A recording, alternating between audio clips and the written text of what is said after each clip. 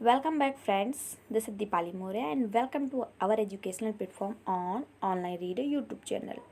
So, friends, here this is the session for you psychology, that means मनोविज्ञान.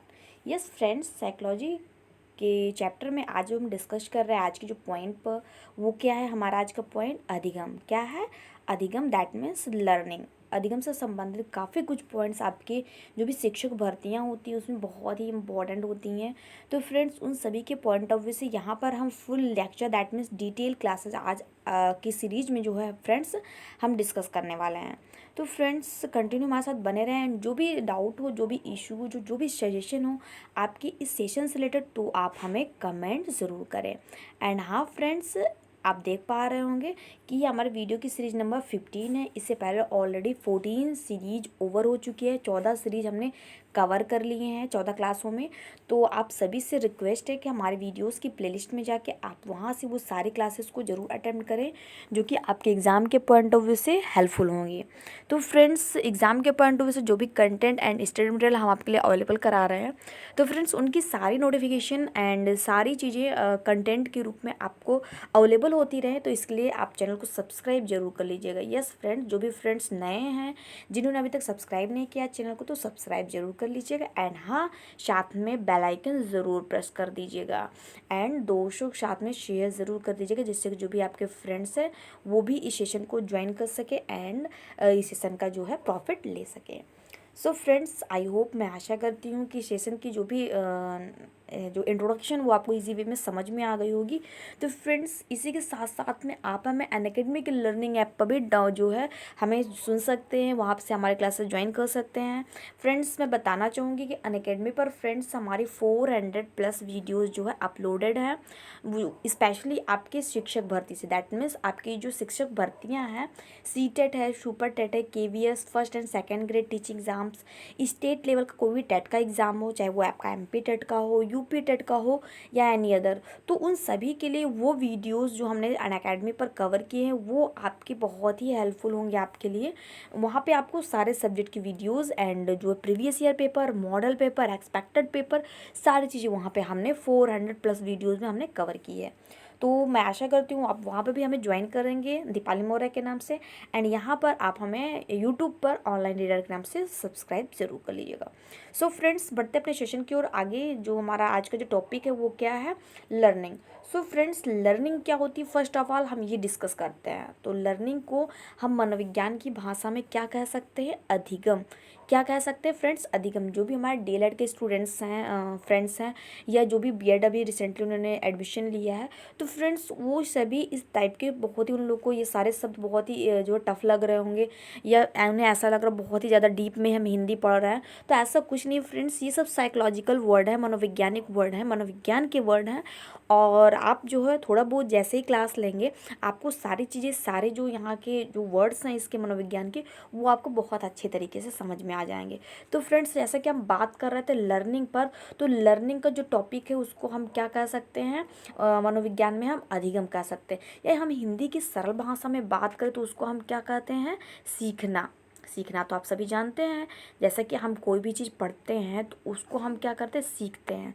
मतलब पढ़ने के साथ साथ में हम सीखते हैं, यूँ कहें कि क्या कहते हैं, और भी कोई चीज़ जब भी हम जो भी चीज़ें पढ़ते हैं तो वो चीज़ें हम सीखते हैं, या कोई कार्य हम करते हैं तो वो हम सीखते हैं।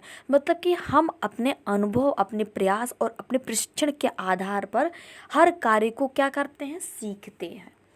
तो आई होप ये चीज़ें आपको अच्छे तरीके से समझ में आ गई होंगी। क्या, अधिगम की परिभाषा, मतलब अधिगम का अर्थ।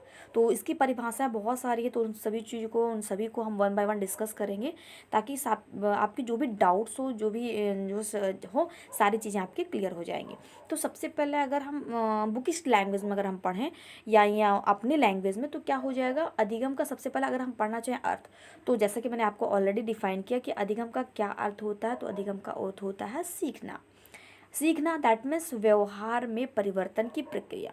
हम इसको क्या कह सकते हैं, सीखना कह सकते हैं। मतलब कि प्रशिक्षण के द्वारा, अनुभव के द्वारा, या क्या करते हैं अब अनुकरण करके, इन सभी माध्यमों के द्वारा किसी भी व्यक्ति के अंदर अगर हमें उसके व्यवहार में परिवर्तन दिखाई देता है तो हम ये कह सकते हैं कि उस बालक ने, उस स्पेशल पर्सन ने क्या चीज़ें क्या की हैं, वो चीज़ें सीखी हैं।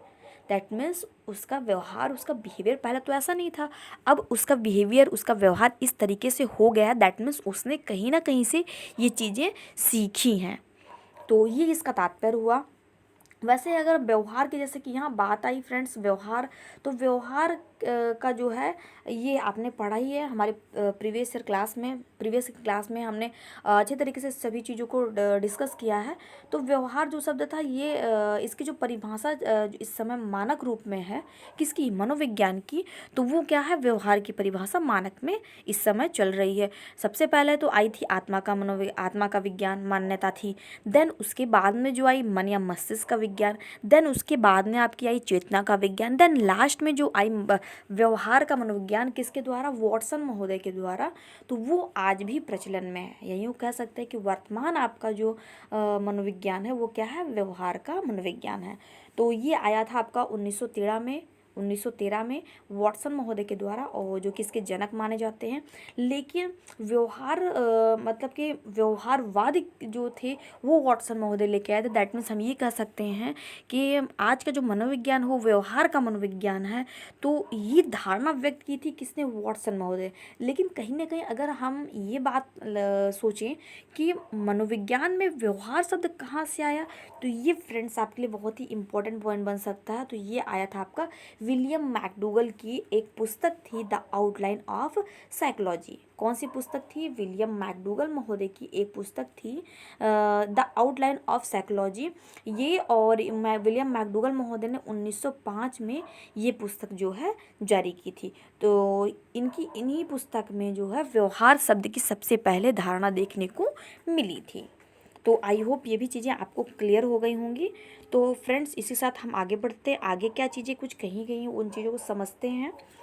तो फ्रेंड्स इसी के साथ साथ में सेशन अगर आपको अच्छा लग रहा हो तो फ्रेंड्स मैं आपसे रिक्वेस्ट करती हूँ कि सेशन को लाइक ज़रूर कर दीजिए, एंड सेशन को आप दोस्तों के साथ शेयर ज़रूर कर दीजिए कि जिससे कि जो भी आपके फ्रेंड्स हैं वो भी हमें यहाँ पे ज्वाइन कर सकें। So friends come to the point. आगे है, जैसा कि यहाँ पे आप देख पा रहे होंगे कि एक व्यक्ति है, उसकी कोई ना कोई क्रिया है। कोई भी व्यक्ति है वो जाहिर सी बात तो कोई ना कोई क्रिया करेगा ही। वो क्रिया कर रहा है तो उसकी क्रिया से कोई ना कोई परिवर्तन हमें प्रदर्शित होता है। कोई भी व्यक्ति कोई कार्य कर रहा है, इसकी जानकारी हमें कैसे होती है, क्यों, क्योंकि हमें क्या होता है उसके व्यवहार में, चाहे वो शारीरिक हो, मानसिक हो, क्रियात्मक हो, किसी न किसी व्यवहार में हमें क्या देखने को मिलता है, हमें परिवर्तन देखने को मिलता है। और परिवर्तन के माध्यम से ही हमें यह ज्ञात होता है कि उक्त व्यक्ति क्या कर रहा है, कोई ना कोई क्रिया कर रहा है। और जो वो क्रिया होती है वो कैसे होती है, किस माध्यम से होती है, तो ये चीज़ें हम डिस्कस करते हैं। जैसे कि हमने चैप्टर के इंट्रोडक्शन में हमने आपको बताया कि किसी व्यक्ति के व्यवहार में परिवर्तन किन्हीं कारणों से होता है। किन कारणों से, या तो वो अभ्यास के कारण होगा, या तो वो प्रशिक्षण के कारण होगा, या तो वो अनुभव के कारण होगा। और हाँ फ्रेंड्स, तो इन सभी माध्यमों से व्यवहार में जो परिवर्तन होता है तो वो तो व्यवहार हो गया। लेकिन उनकी क्रियाओं में जो परिवर्तन होता वो तो व्यवहार होता है। लेकिन हम अधिगम चैप्टर पर डिस्कस कर रहे हैं, तो क्या व्यक्ति के द्वारा हर की जाने वाली क्रिया अधिगम होती है? नहीं फ्रेंड्स, ये अधिगम नहीं होती है। व्यक्ति के द्वारा की जाने वाली प्रत्येक क्रिया क्या होती है, वो आपकी व्यवहार होती है। लेकिन वो व्यवहार आपका अधिगम कब कहलाएगा, जब वो व्यवहार आपका क्या हो, उसका जो व्यवहार हो वो स्थायी परिवर्तन में हो। जैसे कि, और वो कब होगा, जब वो प्रशिक्षण, अभ्यास या अनुभव, इन 3 माध्यमों से किसी ज्ञान का अर्जन करेगा, किसी चीज़ को सीखेगा, और वो सीखना, वो इसका ज्ञान जो हो क्या हो, स्थायी हो। जैसे कि मैं अभी आपको यहाँ पे जो है एक एग्जाम्पल के द्वारा आपको मैं डिस्क्राइब करना चाहूँगी। जैसे कि कोई व्यक्ति है, वो सपोज दैट वो उसको फीवर हो गया, बुखार हो गया, वो बुखार से पीड़ित है, तो बुखार की सिचुएशन में उस दशा में उसकी जो क्रिया होगी वो क्या होगी, उसके व्यवहार में परिवर्तन। और उसके व्यवहार के परिवर्तन से हमें अवगत होता, हमें ज्ञान होता है कि वह व्यक्ति बुखार से पीड़ित है या उसको कोई ना कोई तकलीफ है। लेकिन क्या यह अधिगम है? बिल्कुल नहीं फ्रेंड्स। क्यों? क्योंकि यदि उक्त पर्सन जो कि जिसे बुखार है, वो बुखार की सिचुएशन में, अपनी तबीयत खराब होने की सिचुएशन में वो ऐसा व्यवहार कर रहा है। जैसे ही उसकी ट्रीटमेंट की जाती है, उसे दवा दी जाती है, मेडिसिन दी जाती है, और वो क्या करता है, दवा खाकर अपनी पूर्व की अवस्था में, पहले की अवस्था में स्वस्थ हो जाता है, ठीक हो जाता है। तो क्या ठीक होने की सिचुएशन में भी उसका जो व्यवहार था वो बुखार में, जब वो पीड़ित था बुखार से, उसी की जैसे होती है? नहीं फ्रेंड्स, वो एकदम भिन्न होती है, अलग होती है, यूँ कहें कि विपरीत होती है। तो हम ये कह सकते हैं कि बुखार रखने की सिचुएशन में, बीमार होने की सिचुएशन में वो व्यक्ति जो है बुखार से पीड़ित था, तो उसका व्यवहार दूसरा था। लेकिन जैसे ही वह ठीक हुआ, वो अपनी पूर्व अवस्था में आ गया। तो हम यूँ कह सकते हैं कि वो जो परिवर्तन था उसके अंदर स्थायी नहीं था। क्या नहीं था फ्रेंड्स? वो परिवर्तन उसके अंदर स्थायी नहीं था। और जब वो परिवर्तन स्थायी नहीं था तो हम उसको अधिगम नहीं कह सकते हैं। सेकंड एग्जाम्पल, जैसे कि कोई बच्चा होता, कोई बालक होता है, वो विद्यालय जाता है। विद्यालय जाता है, उस वह विभिन्न माहौल में, मतलब कि विभिन्न माहौल, जैसे कि विभिन्न स्थानों से आए हुए जो बच्चे हैं वो सारे एक साथ एक कक्षा में एक साथ बैठ कर पढ़ते हैं। और उन सभी के द्वारा जो उस बच्चे को ज्ञान मिलता है, उस बच्चे के अंदर जो भी परिवर्तन आते हैं वो क्या होते हैं, स्थायी हो जाते हैं। क्यों? क्योंकि उसे अपने सहपाठियों से, उसे अपने गुरुजनों से, अध्यापकों से वो ज्ञान का अर्जन होता है। उनके व्यवहार को देखकर वह सीखता है कि हमें ऐसा ही व्यवहार करना चाहिए। तो उस तरीके से, उस माध्यम से जो उसके व्यवहार में परिवर्तन आता है वो स्थायी हो जाता है। क्यों? क्योंकि उसने कहीं ना कहीं इसका प्रशिक्षण लिया है। और कहाँ लिया है? विद्यालय में लिया है। और उस प्रशिक्षण के बाद वो क्या करता है, उन्हीं क्रियाकलापों का बार बार क्या करता है, अभ्यास करता है। और इससे क्या होता है, उसको अनुभव हो जाता है। तो ये शारीरिक क्रियाएं कहीं ना कहीं उसमें आ जाती हैं, और जिससे वो ज्ञान क्या होता था, उसके लिए स्थायी बन जाता है। तो मैं आशा करती हूँ कि ये व्यवहार का जो टॉपिक था, ये अधिगम से किस तरीके से रिलेट था, आपको इजी वे में समझ में आ गया होगा। तो मैं फ्रेंड्स आगे बढ़ती हूँ। इसी के साथ में कुछ और पॉइंट्स यहाँ पे डिस्कस कर लेते हैं जिन्हें हम अधिगम नहीं कह सकते। मतलब कि इन सभी रीज़नों से, इन सभी कारणों से व्यवहार में जो भी परिवर्तन आते हैं उन्हें हम अधिगम नहीं कह सकते। जैसे कि परिपक्वता, परिपक्वता के कारण भी व्यक्ति के अंदर क्या होते हैं, परिवर्तन देखने को मिलते हैं, जो कि हम अधिगम नहीं कह सकते। वो एक स्टेज है, एक अवस्था है, एक उम्र होने पर व्यक्ति के अंदर वो चीज़ें स्वतः ही उत्पन्न हो जाती हैं। दूसरी है बीमारी, जो कि हमने अभी ऑलरेडी डिस्कस ही किया था। नेक्स्ट है थकान। जैसे कि व्यक्ति दिन भर काम करता है, दिन भर कार्य करने के बाद में वह व्यक्ति थक जाता है, तो उसके व्यवहार में कहीं ना कहीं ऑटोमेटिक परिवर्तन देखने को मिलता है। लेकिन जैसे ही वह व्यक्ति आराम कर लेता है, और आराम करने के बाद में जैसे उसकी वो थकान दूर होती है, तो वह व्यक्ति ऑलरेडी पूर्व अवस्था में, अपने पहले की अवस्था में आ जाता है। तो कहीं ना कहीं ये भी चीज़ें आपकी स्थायी नहीं होती हैं, तो इसलिए हम इसको भी अधिगम नहीं कह सकते। आगे संवेगात्मक विकास, व्यक्ति गुस्सा होता है या खुशी रहता है, तो इन सभी सिचुएशंस में भी क्या होता है, उसके व्यवहार में परिवर्तन देखने को मिलते हैं। तो वो भी चीज़ें आपकी क्या हो जाएंगी, स्थायी नहीं होगी, तो हम इसको अधिगम नहीं कह सकते। नेक्स्ट है मादक पदार्थों का सेवन करके। कुछ नशीली पदार्थ होती हैं जिनका सेवन करके भी व्यक्ति क्या होता है, नशे में विभिन्न प्रकार की क्रियाएं करता है, और उसके व्यवहार में परिवर्तन देखने को मिलता है। लेकिन जैसे ही वह नशा उतरता है, वो व्यक्ति पहले के सामान्य अवस्था में आ जाता है। तो ये भी स्थायी नहीं होता, इसलिए हम इसके द्वारा भी व्यवहार में आए जो भी परिवर्तन होते हैं उन्हें हम अधिगम नहीं कह सकते। नेक्स्ट है मूल प्रवृत्तियाँ। मूल प्रवृत्तियाँ क्या होती हैं? अभी तो आपके मन में ये प्रश्न उठ रहा होगा। तो फ्रेंड्स, मूल प्रवृत्तियाँ वो होती हैं, मूल दैट मीन्स जो जड़ हो, और प्रवृत्तियाँ मतलब व्यवहार, मतलब जो हमें जड़ से ही जो व्यवहार में मिला हुआ, या यूँ कह सकते हैं कि हमें जन्म से ही जो व्यवहार हमारे अंदर नेचुरली है। हम एक बात मैं आपको यहाँ बताना चाहूँगी, क्या है, नेचुरली है। जो चीज़ें, जो क्रियाएं हमारे बॉडी में क्या होती हैं, नेचुरल है, मतलब कि प्राकृतिक होती हैं, वो चीज़ें भी आपकी मूल प्रवृत्ति कहलाती हैं। ये भी आपकी स्थायी नहीं होती, एक समय तक रहती हैं और एक समय के बाद क्या होती हैं, ये चीज़ें जो है समाप्त हो जाती हैं और नया विकास होने लगता है। तो हम इसको भी स्थायी नहीं कह सकते हैं, इसलिए ये भी आपकी क्या हो जाएंगी, कहीं ना कहीं ये भी आपका सही माध्यम नहीं होगा। तो आई होप, मैं आशा करती हूँ ये भी चीज़ें आपको इजी वे में समझ में आ गई होंगी। तो मैं आगे बढ़ती हूँ। आगे मनोविज्ञान में अधिगम की कुछ परिभाषाएं हैं और इन परिभाषाओं से रिलेटेड काफ़ी कुछ पॉइंट्स आपके एग्जाम के पॉइंट ऑफ व्यू से इंपॉर्टेंट होते हैं। या यूँ कहें कि परिभाषाएं काफ़ी देखने को आपके पेपर में मिलती हैं। तो फ्रेंड्स, यहाँ पर उन सभी चीज़ों को मैं डिस्कस कर लेती हूँ। आप सभी से रिक्वेस्ट है कि इसका स्क्रीनशॉट लेके भी आप इसको सेव कर सकते हैं। तो आइए फ्रेंड्स, सबसे पहले इसकी परिभाषाओं में हम डिस्कस करते हैं इसके खुद के इसका जो अर्थ है वो क्या है। कि व्यक्ति के व्यवहार में अभ्यास, प्रशिक्षण, अनुभव के कारण आए स्थायी परिवर्तनों को हम अधिगम कर सकते हैं। आप ध्यान रखिएगा फ्रेंड्स, व्यवहार में, किसी भी व्यक्ति के व्यवहार में, चाहे वो अभ्यास हो, प्रशिक्षण हो या अनुभव हो, इन तीनों के माध्यम के द्वारा ही जो परिवर्तन देखने को मिलते हैं और वो परिवर्तन क्या हो, स्थायी हो, वो अधिगम कहलाता है। तो मैं आशा करती हूँ ये चीज़ें आपको समझ में आ गई होंगी। जैसे कि लास्ट में अभी हमने डिस्कस किया था ऊपर ही, परिपक्वता। तो परिपक्वता और मूल प्रवृत्ति कैसे अधिगम नहीं है, ये चीज़ें हम डिस्कस करते हैं। जैसे कि एक बालक है, ये अभी छोटा है, तो इसकी जो लंबाई है, लेंथ है, या इसका जो मेंटालिटी है जो इसकी, ये अभी इस वर्ष के, जैसे कि मान लीजिए सपोज दैट ये 2 वर्ष का बालक है, तो इसकी मेंटालिटी इतनी बड़ी है। जैसे ही यह बालक इतना बड़ा होता है ये, और इसकी मेंटालिटी जैसे कि ये हो जाता है इस समय 10 वर्ष का, तो क्या होता है, इसकी मानसिक, शारीरिक सारी क्रियाएं क्या होती हैं, बढ़कर 10 वर्ष की हो जाती हैं। तो क्या ये 2 वर्ष की अवस्था में जो इसके अंदर परिवर्तन था, क्या 10 वर्ष की अवस्था में भी क्या स्थायी है?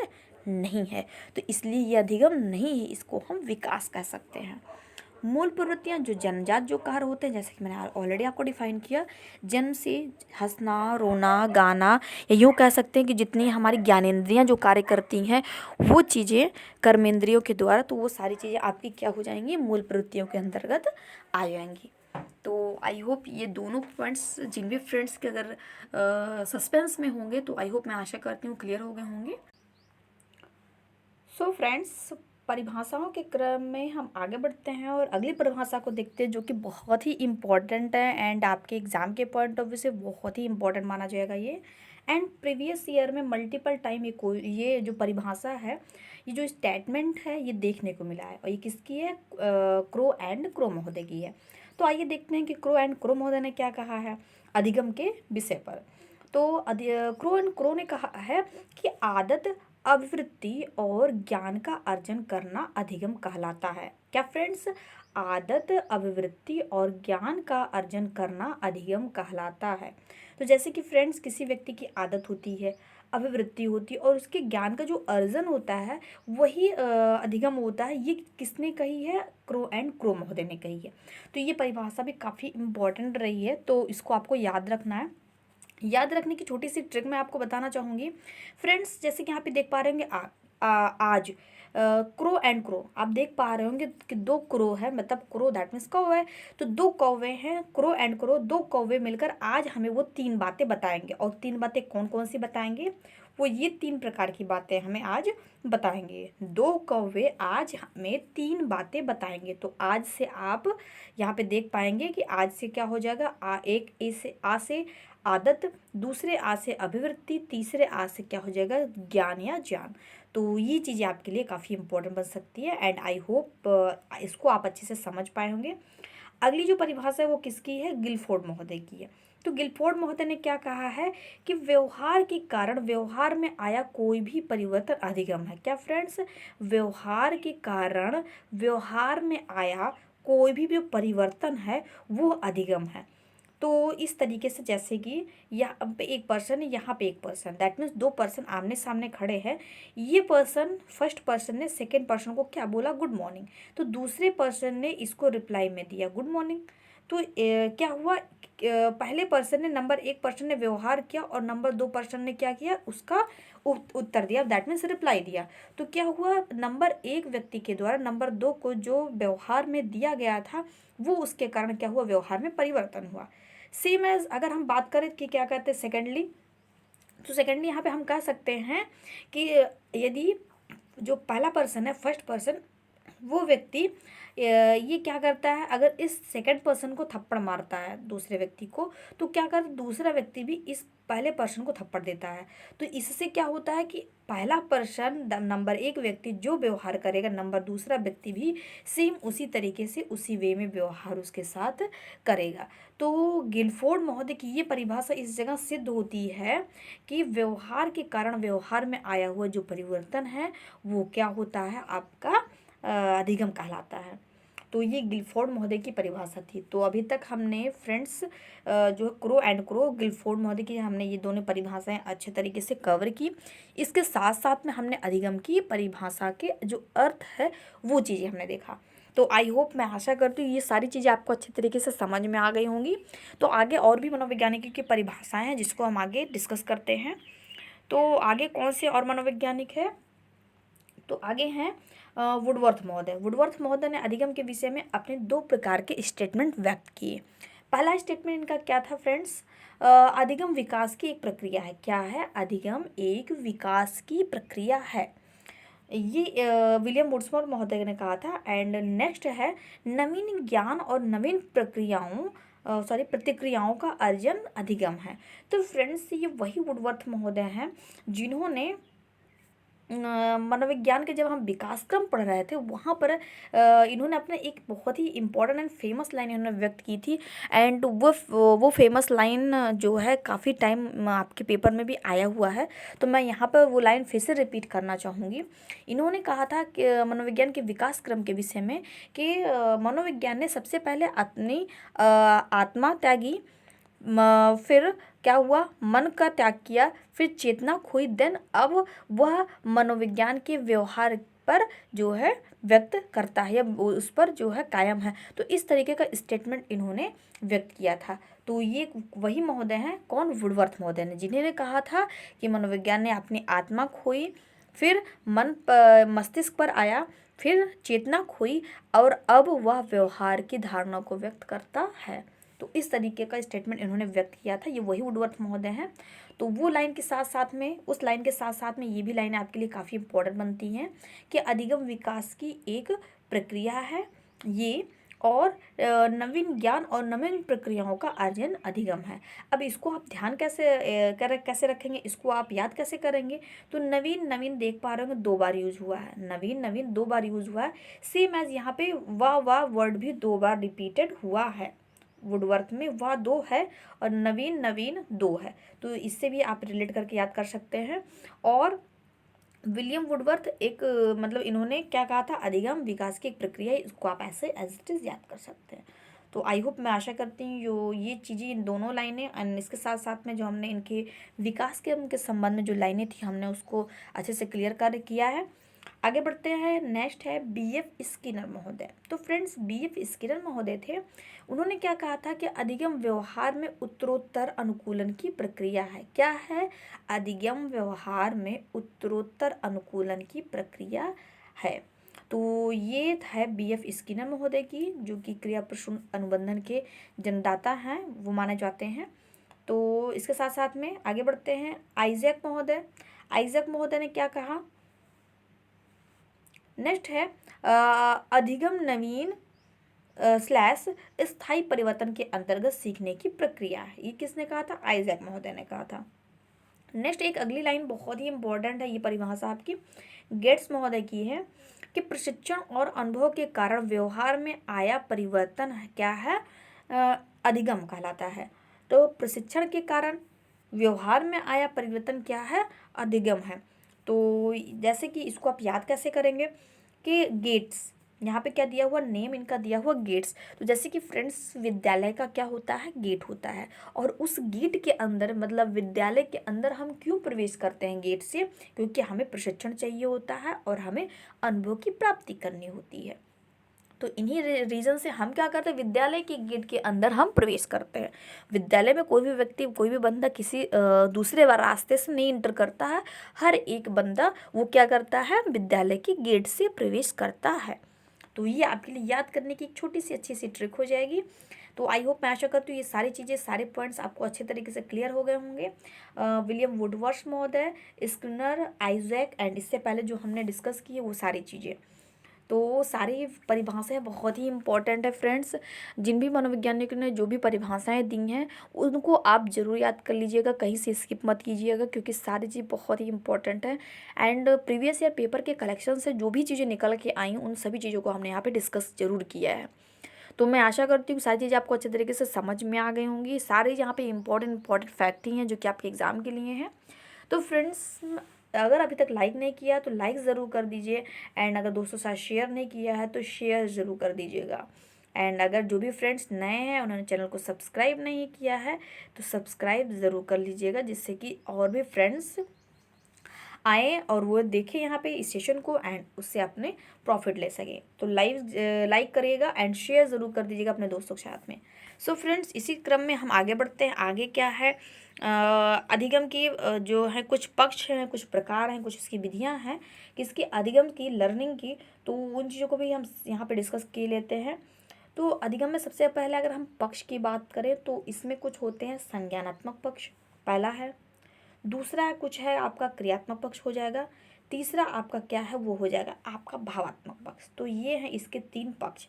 संज्ञानात्मक पक्ष, संज्ञान जैसे कि ज्ञान में, नॉलेज में होना, किसी भी व्यक्ति की, किसी भी छात्र की क्या होना, किसी भी चीज़ उसके ज्ञान में होना, हम कहते हैं उसको इस व्यक्ति में क्या है, संज्ञान है। दैट मीन्स उसके ज्ञान में होना, तो वो उसका ज्ञानात्मक पक्ष हो जाता है।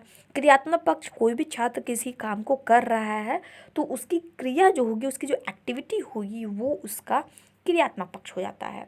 एंड देन नेक्स्ट भावात्मक पक्ष, तो छात्र की फीलिंग, उसकी जो भाव है वो सारी चीज़ उसके भावात्मक पक्ष के अंतर्गत आ जाती हैं। तो ये है कुछ फ्रेंड्स मनोविज्ञान में अधिगम के क्या हैं, पक्ष हैं। ये भी काफ़ी इंपॉर्टेंट बन सकते हैं। जैसे कि पेपर में आपको आ जाएगा कि इसमें से कौन सा अधिगम के पक्षों में शामिल नहीं है, तो इसमें आपको ये तीनों के नाम दे सकते हैं एंड इसमें से एक अलग कोई नाम दे दिया जाएगा, तो वो आपको फाइंड करना होगा। या यूँ कहें कि कोई 3 अलग नाम दे दिए जाएंगे, इसमें से कोई एक नाम दे दिया जाएगा, तो आपको फाइंड करना होगा। तो बेसिक से इस तरीके के कुछ क्वेश्चंस बनते हैं आपके पेपर में। तो ये सारी चीज़ें बहुत ही इंपॉर्टेंट है, पक्ष भी, विधियाँ भी एंड प्रकार भी। तो आइए 1 बाय 1 डिस्कस करते हैं। जैसे कि पक्ष आपने समझ ही लिया है, आगे बढ़ते मनोविज्ञान में अधिगम की विधियाँ। तो अधिगम की विधियाँ क्या क्या हैं, अधिगम जैसे कि इसका तात्पर्य ही है, क्या है तात्पर्य, सीखना। अधिगम का जैसे कि तात्पर्य ही है क्या, सीखना। तो सीखना क्या है, किस प्रकार से व्यक्ति सीखेगा, एक तो अनुकरण करके, एक तो इसकी जो है एक इसका मॉड्यूल क्या है, जो है अनुकरण करके। दूसरा हो जाएगा सूझ के द्वारा।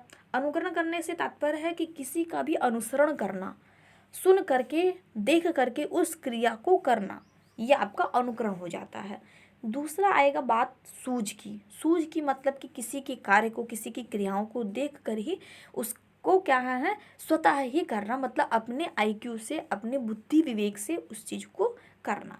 तो ये आपका सूझ हो जाएगा। अभ्यास, किसी भी कार्य को सीखने के बाद कंटिन्यू उस पर अभ्यास करते रहने से उसमें मतलब कि उस कार्य में और भी निपुणता आ जाती है, तो वो आपका अभ्यास हो जाएगा। भूल, किसी चीज़ को, भूले हुए कार्य को फिर से करना, या जो है हमने कभी किसी कार्य को सीखा था फिर बीच में भूल गए थे, फिर आज एकाएक हम क्या कर रहे हैं उसको हमें याद आता और याद करके किसी कार्य को करना। तो ये सब चीज़ें जो हैं आपकी विधियों के अंतर्गत आती हैं, किसकी, स्पेशली आपके अधिगम की विधियों के अंतर्गत। तो आई होप पक्ष और विधियाँ क्लियर हो गए होंगे। तो आगे बढ़ते हैं, इसके प्रकार पर डिस्कस कर लेते हैं। प्रकार से रिलेटेड काफ़ी क्वेश्चन इंपॉर्टेंट बन सकते हैं आगे के एग्जाम के लिए। आगे जो रिसेंटली आपका सीटेट का एग्ज़ाम होने वाला है उसके लिए ये जो है पॉइंट्स आपके लिए इंपॉर्टेंट बन सकते हैं। तो क्या है प्रकार में, नंबर 1 है आपका गामक अधिगम। तो गामक अधिगम से तात्पर्य है शारीरिक, दैट मीन्स शारीरिक क्रियाओं के माध्यम से कोई कार्य करना और उससे जो अधिगम की हमें प्राप्ति होती है वो आपका शारीरिक अधिगम के प्रकार में आ जाता है। दूसरा है प्रतिबोधनात्मक अधिगम। प्रतिबोधनात्मक मत अधिगम दैट मीन्स किसी कार्य को कंटिन्यू करना और उससे हमें जो ज्ञान की प्राप्ति होती है उस अनुभव उसके आधार पर हम किसी नए कार्य को संपन्न कर दें। तो ये भी सीखने के अधिगम के प्रकार के अंतर्गत ही आ जाता है। नेक्स्ट है संकल्पनात्मक अधिगम। संकल्पना दैट मीन्स किसी कार्य को कल्पना के माध्यम से इमेजेस में करना। जैसे कि हम यहाँ बैठे हैं, पढ़ रहे हैं और हम पर्यावरण के बारे में अध्ययन कर रहे हैं, सपोज दैट, और पर्यावरण के बारे में अध्ययन कर रहे हैं और हम टॉपिक उठा रहे हैं जैसे कि जंगल। तो जंगल और पेड़, अगर हम वहाँ के पशु पक्षियों के बारे में डिस्कस कर रहे हैं तो जाहिर सी बात है आपके मन में, मस्तिष्क में उस पशु पक्षी की स्पेशल जिसके बारे में हम डिस्कस कर रहे हैं उसकी आपकी मेमोरी में इमेज बन जाती है। तो उसके आधार पर भी आप सीखते हैं। तो ये आपका कल्पनात्मक अधिगम आ जाता है। तो ये चीज़ें भी आपके क्लियर हो गई। पक्ष हो गया, विधियाँ हो गई और प्रकार। तो फ्रेंड्स, पक्ष, विधियाँ और प्रकार ये बहुत ही इंपॉर्टेंट है आपके पेपर के लिए। तो इसको आप स्किप नहीं करेंगे, अच्छी तरीके से सारी चीज़ों को पढ़ लेंगे। अगर कोई डाउट है, कोई इशूज है, कोई सजेशन है तो हमें कमेंट ज़रूर करिएगा, जिसके माध्यम से हम आपके डाउट्स को क्लियर कर देंगे। तो फ्रेंड्स, आइए इसी के साथ आगे बढ़ते हैं और पक्ष और विधियों के साथ साथ में इसके जो अधिगम है, कुछ गामक अधिगम और प्रतिबोधनात्मक अधिगम और संकल्पनात्मक अधिगम, दैट मीन्स यूँ कह सकते हैं कि अधिगम के जो कुछ प्रकार है उनको हम और भी डीपली तरीके से, अच्छे तरीके से इसको हम डिस्कस किए लेते हैं यहाँ पे। तो जैसे कि सबसे पहले क्या था, गामक अधिगम। तो गामक अधिगम जो कि जैसे कि हमने वहाँ पे बताया कि अनुकरण मतलब कि सॉरी फ्रेंड्स, मतलब शारीरिक विधि, मतलब शारीरिक क्रिया के द्वारा जो भी चीज़ें घटित होती हैं, जो भी क्रियाएं हम करते हैं वो गामक अधिगम के अंतर्गत आती हैं। लेकिन गामक अधिगम शारीरिक होने के साथ साथ में यह अनुकरण विधि के अंतर्गत आता है और यह विशेषता जो है शैशव अवस्था के बालकों में देखने को मिलता है। किस अवस्था में? शैशव अवस्था के बालकों में देखने को मिलता है। और शैशवावस्था को जो बालक होता है वो मोस्टली अनुकरण करके ही सीखता है, चाहे वो अपने बड़ों का हो, अध्यापक का हो, माता पिता का हो, मित्र मंडली का हो, तो इनका वो अनुकरण 100% करता है वो। तो ये हो गई। नेक्स्ट अगर हम बात करें प्रतिबोधनात्मक अधिगम की, तो प्रतिबोधनात्मक अधिगम दैट, जैसे कि मैंने आपको ऑलरेडी जो है वो इंटरव्यू दिया था, मैंने प्रतिबोधनात्मक अधिगम का व्यू दिया था ऊपर ही अभी। तो वो क्या था आपका? संप्रत्यय दैट मीन्स मस्तिष्क में बनने वाला इमेज। किसी भी चीज का मस्तिष्क में इमेज जो बनना वो आपका संप्रत्यय हो जाएगा, प्रतिबोधनात्मक अधिगम हो जाएगा। यह प्राय जो है आपको किशोरावस्था में देखने को मिलता है। तो ये आपकी अवस्था इंपॉर्टेंट बन सकती है इसके लिए, इसलिए नहीं तो हमने यहाँ पे ऊपर डिस्कस किया था प्रकार में, हम वहीं पर ही डिस्कस करके छोड़ देते। लेकिन यहाँ पे इसके लिए आपके लिए काफ़ी कुछ ये चीज़ें आपके लिए इंपॉर्टेंट बनती थी ये चीज़ें, तो इसलिए हमने यहाँ पे इसको फिर से जो है रिव्यू किया और फिर से हम इसको आपके साथ डिस्कस कर रहे हैं। तो फ्रेंड्स, यहाँ पे क्या है, बाल्यावस्था, और बाल्यावस्था में ये क्या है, प्रयत्न और भूल के सिद्धांत से भी संबंधित ये माना जाता है। कौन सा आपका? प्रतिबोधनात्मक अधिगम। आइए थर्ड पार्ट को टच करते हैं। तीसरा हमारा पार्ट क्या है आपका? तीसरा पार्ट संकल्पनात्मक अधिगम। तो संकल्पनात्मक अधिगम में आपका क्या हो जाएगा? संकल्पनात्मक जो अधिगम होता है वो मस्तिष्क से होता है और यह प्रायः किशोरावस्था के बालकों में देखने को अधिक मिलता है और यह सूझ के सिद्धांत पर निर्मित होता है। क्यों? क्योंकि किसी भी व्यक्ति के अंदर कोई कल्पना अगर जागृत होगी तो वो कैसे जागृत होगी? जब उसका मस्तिष्क, मन एक्टिव होगा, पूर्ण विकसित हो गया होगा और पूर्ण विकास की ये अवस्था में वो अपने मन या मस्तिष्क के द्वारा कल्पनाओं से सीखने की कोशिश करता है। दैट मीन्स यूँ कहें कि पूर्व में जो भी क्रियाएं उसने की हैं उन क्रियाओं की कल्पना करके वो आगे की नई नई क्रियाओं को क्या करता है? क्रियान्वित करता है और उससे वो अधिगम की प्राप्ति करता है या उससे वो नई नई चीज़ें सीखता है। तो ये कब होता है? ये जो है किशोरावस्था के बालकों में प्रायः देखने को मिलता है। तो नंबर 1 गामक अधिगम जो कि शैशवावस्था से रिलेटेड है। नंबर 2 प्रतिबोधनात्मक अधिगम जो कि आपके बाल्यावस्था के बालकों से रिलेटेड है। एंड नंबर 3 आपका संकल्पनात्मक अधिगम जो कि आपकी किशोरावस्था के बालकों से रिलेटेड है। तो मैं आशा करती हूँ कि इसके जो पक्ष है, इसके जो जो प्रकार हैं, ये आपको अच्छे तरीके से, विधियाँ भी, सारी चीज़ें आपको क्लियर हो गई होंगी। बट फ्रेंड्स, अगर कोई डाउट है, कोई इशू है, कोई सजेशन है तो हमें कमेंट आप ज़रूर करें, नीचे आप हमें कमेंट कर सकते हैं, हम उसको आपके डाउट्स को क्लियर करेंगे। तो फ्रेंड्स, शेयर ज़रूर कर दीजिए एंड लाइक भी करिए। आगे बढ़ते हैं। अधिगम की कुछ विशेषताएं हैं। पक्ष, विधियां और प्रकार के बाद में अब हम डिस्कस करते हैं क्या, अधिगम की विशेषताएं।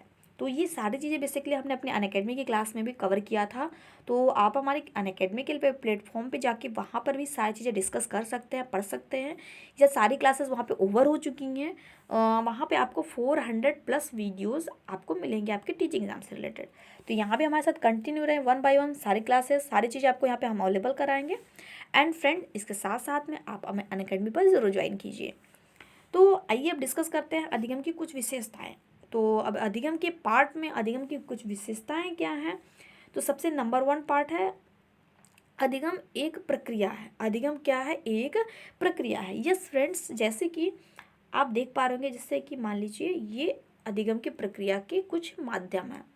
तो ऐसा नहीं है कि यहाँ पे कोई पर्सन है, ये व्यक्ति है कोई, और ऐसा नहीं कि ये व्यक्ति सीखने की क्रिया स्टार्ट करता है तो सबसे पहले यहाँ आता है, यहाँ से आने के बाद ये यहाँ चला आए, फिर यहाँ चला गया, फिर यहाँ चला गया, फिर यहाँ चला गया। तो इस तरीके से किसी भी क्रिया की मतलब कि सीख नहीं पाता वो, मतलब कोई भी क्रियाओं के माध्यम से वो सीख नहीं पाता। क्या होता है, वो प्रक्रिया दर प्रक्रिया सीखता है। दैट मीन्स ये बालक नंबर 1 स्टेप को पार करेगा, फिर नंबर 2 पे आएगा, फिर 3 पे आएगा, फिर 4 पे आएगा। फिर इस तरीके से ये प्रक्रिया दर प्रक्रिया किसी चीज़ की अधिगम की प्राप्ति करता है। और यह अधिगम उसका क्या होता है, स्थायी होता है। क्या होता है गाइस, स्थायी होता है। तो इसलिए कहा गया है कि अधिगम क्या है, एक प्रक्रिया है। दैट मीन्स प्रक्रिया है जो कि स्टेप बाय स्टेप क्रियान्वित होती है।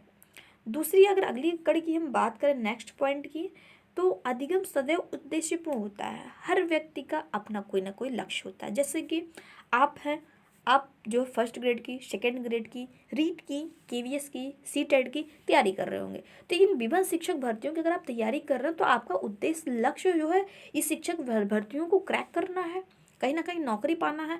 तो क्या है, आप उसके लिए आज हमारी क्लास को पढ़ रहे हैं। दैट मीन्स आगे के भविष्य में जो भी आपकी क्लासेस आप अटेम्प्ट करोगे हमारी, या अभी जो पढ़ रहे हो, ये सारी चीज़ें, ये सारी पढ़ाई आप क्यों कर रहे हो, आपका कोई ना कोई लक्ष्य है। उस लक्ष्य की प्राप्ति के लिए आज आप इस कक्षा के माध्यम से मनोविज्ञान को सीख रहे हैं।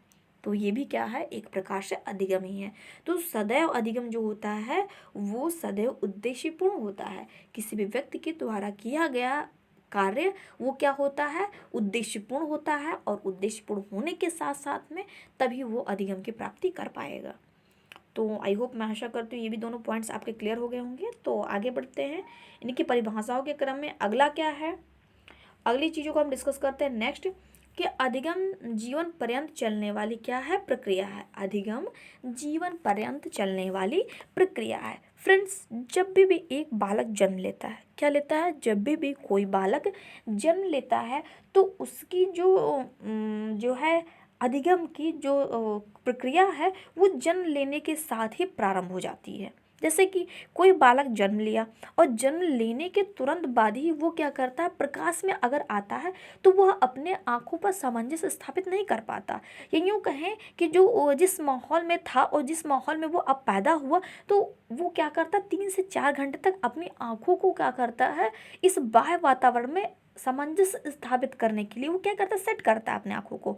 तो इस तरीके से उसकी अधिगम की प्रक्रिया वहीं से ही प्रारंभ हो जाती है। और जीवन पर्यंत दैट मीन्स मरने तक वो चलती रहती।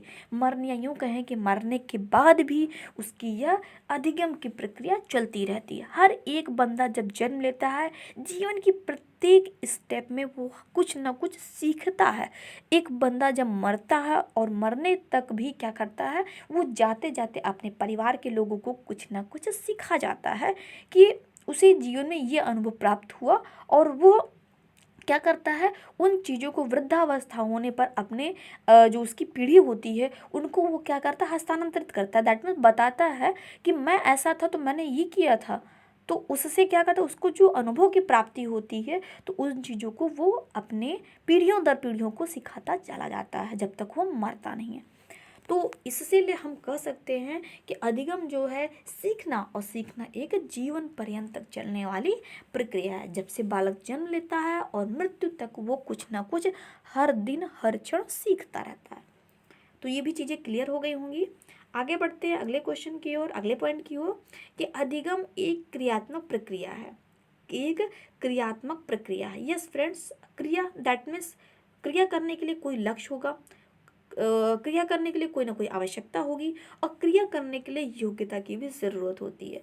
तो अगर कोई बंदा, कोई व्यक्ति अगर क्रिया कर रहा है तो ज़रूर ही 100% उसका कोई ना कोई लक्ष्य होगा, उसकी कोई ना कोई आवश्यकता होगी, और उसका कोई ना कोई योग्यता भी होगी, जिसकी वजह से वह क्या कर रहा है, क्रिया कर रहा है, और वो उस क्रिया के माध्यम से उसको क्या होता है, अधिगम की प्राप्ति होती है, वो कुछ ना कुछ जरूर सीखता है।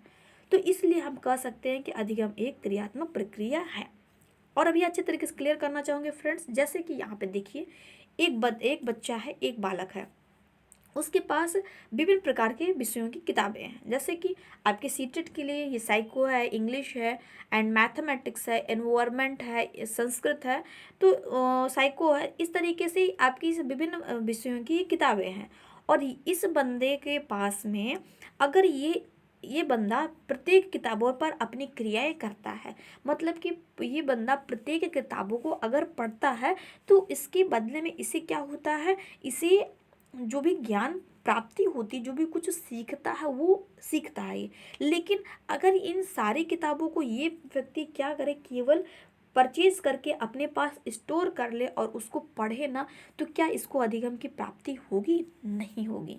तो इसलिए ये कहा जा सकता है कि अधिगम एक क्रियात्मक प्रक्रिया है। क्यों? इन पुस्तकों से प्राप्त ज्ञानों को सीखने के लिए इसे क्या करना होगा, पुस्तकों को पढ़ने की ज़रूरत पड़ेगी, और अगर पुस्तकों को पढ़ेगा तो ही इसे अधिगम की प्राप्ति होगी, अन्यथा नहीं। तो ये पॉइंट्स क्लियर हो गए। आगे बढ़ते हैं। अधिगम सकारात्मक एवं नकारात्मक दोनों प्रकार हो सकता है। यस फ्रेंड्स, अधिगम जो है, सीखना जो है, वो सकारात्मक पॉजिटिव एंड नकारात्मक निगेटिव भी हो सकता है।